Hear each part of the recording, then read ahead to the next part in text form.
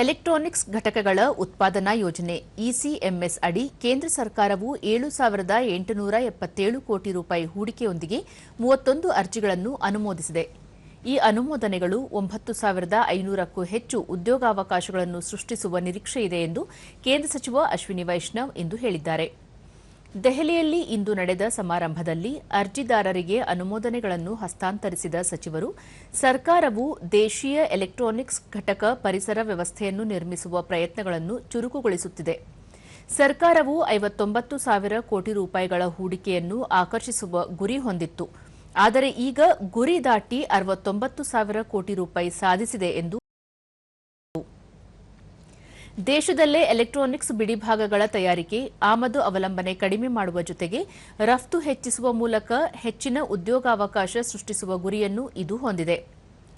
ಭಾರತದಲ್ಲಿ ಎಲೆಕ್ಟ್ರಾನಿಕ್ಸ್ ಉತ್ಪಾದನೆಯ ಮೌಲ್ಯ ಸರಪಳಿಯನ್ನು ಆಳಗೊಳಿಸುವುದು ಮತ್ತು ಒಟ್ಟಾರೆಯಾಗಿ ದೇಶೀಯ ಮೌಲ್ಯವರ್ಧಿತ ಘಟಕವನ್ನು ಗಣನೀಯವಾಗಿ ಹೆಚ್ಚಿಸುವುದನ್ನು ಖಚಿತಪಡಿಸಿಕೊಳ್ಳುವುದು ಮೂಲ ಆಲೋಚನೆಯಾಗಿದೆ. ಈ ಸಾಧನೆಯು ಭಾರತದಲ್ಲಿ ದೃಢವಾದ, ಸ್ವಾವಲಂಬಿ ಮತ್ತು ಜಾಗತಿಕವಾಗಿ ಸ್ಪರ್ಧಾತ್ಮಕ ಎಲೆಕ್ಟ್ರಾನಿಕ್ಸ್ ಉತ್ಪಾದನಾ ನೆಲೆಯನ್ನು ನಿರ್ಮಿಸಲು ನಮ್ಮ ಉದ್ಯಮ ಪಾಲುದಾರರ ಸಾಮೂಹಿಕ ಬದ್ಧತೆಯನ್ನು ಪ್ರತಿಬಿಂಬಿಸುತ್ತದೆ ಎಂದರು. ತಮಿಳುನಾಡು, ಮಹಾರಾಷ್ಟ್ರ ಮತ್ತು ಹರಿಯಾಣ ಸೇರಿದಂತೆ 10 ರಾಜ್ಯಗಳಿಂದ ಈ ಅರ್ಜಿಗಳು ಬಂದಿವೆ.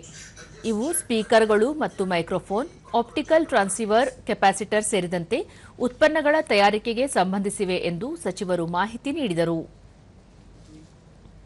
100% achievement has to be made on that. On design capabilities, whether you do it in-house or you create a specialized group or a specialized institution or whichever structure that you would like to make. Then Swadeshi supply chain, extremely important. Complete supply chain के ऊपर एक component.